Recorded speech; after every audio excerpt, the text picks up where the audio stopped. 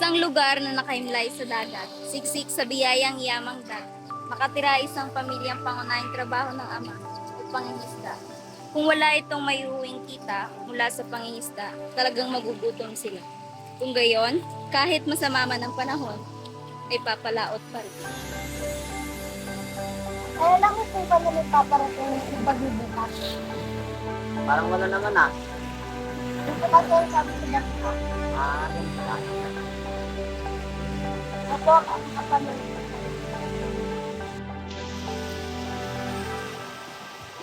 Oy, ikaw, tamasin natin ang anak mo sa pagpapalaot ko. Balita ako ng makaabutan ko sa'yo.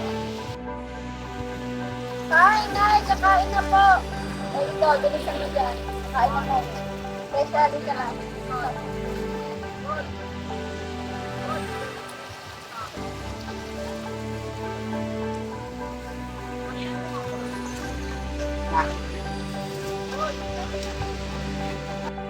Kinabukasan,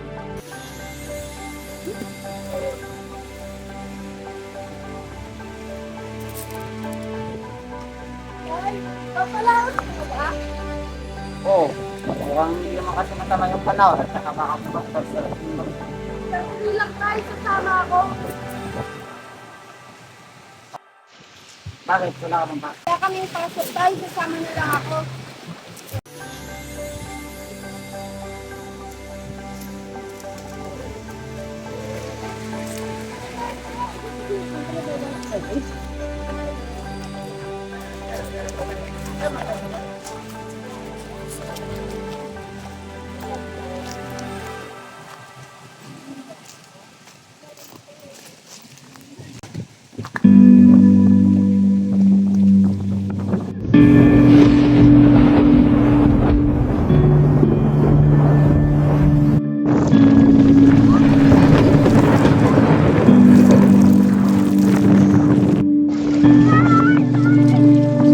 Yan, lakas ng bagyo.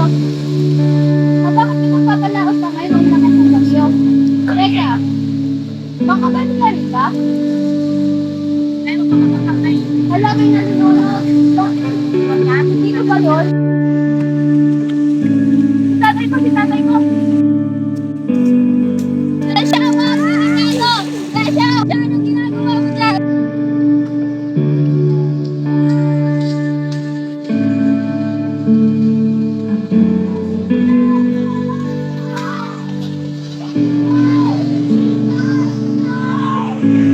Kalipas ang sumalantang bagyo na pinaghahanap ang mag-ama na pumalaot na naging dahilan ng pagkawala nila. Asan na ako? Makikita na ako.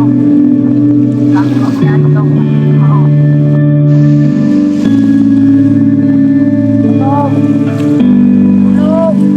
Kalipas ang isang oras, sumama ang ina at ang mag-anak sa pagkakulong. Tara, puntahan natin. Kasi yung wife, asawa mo. Tara, punta natin.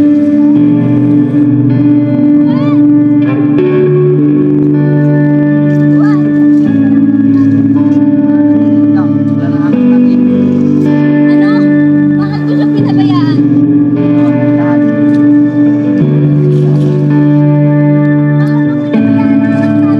Makalipas ang isang linggo ng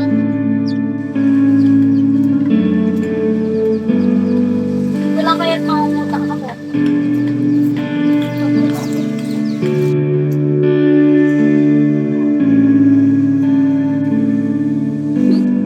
Or, sige, pwede ba ako mangutang sa'yo? Hoy, alam mo ba, kaya namatay ang anak mo dahil pinabayaan ng asawa mo. Hoy, totoo yun. Alam mo, babaya kasi ang